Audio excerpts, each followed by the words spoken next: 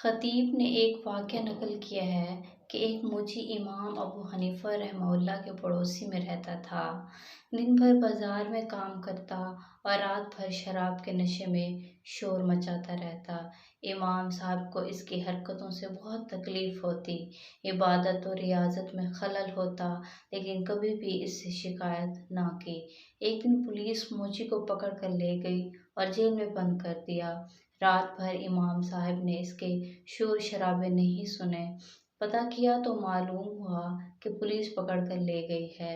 امام صاحب اپنے بلند مقام کا خیال کیے بغیر سیدھے کچہری پہنچے۔ کچہری میں کھلبلی مچ گئی۔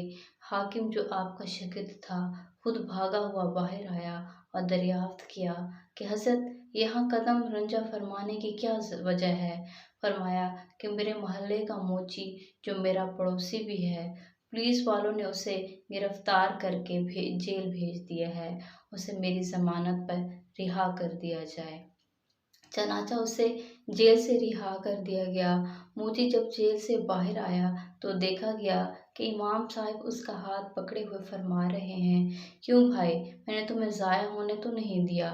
اس پر موچی سر جھکائے کہہ رہا تھا، نہیں میرے سردار، میرے آقا، آج کے دن سے آپ مجھے ایسی حرکتوں میں مبتلا نہ پائیں گے جن سے آپ کو اذیت ہوتی تھی۔ امام صاحب کے اخلاق کی بلندی کا حال ملاحظہ فرمائیے۔ اس پر موچی نے امام صاحب کو ہمیشہ تکلیف پہنچائی، اس کے ساتھ بھی آپ نے کس قدر بلند اخلاقی کا مظاہرہ کیا۔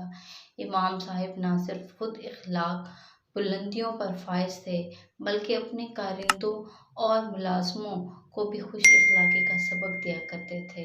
ہمیں بھی چاہیے کہ ہم زندگی میں بس اپنے اندر اخلاق اور برداشت پیدا کر لیں، پھر مجھے لگتا ہے زندگی بہت آسان ہو جائے گی انشاءاللہ۔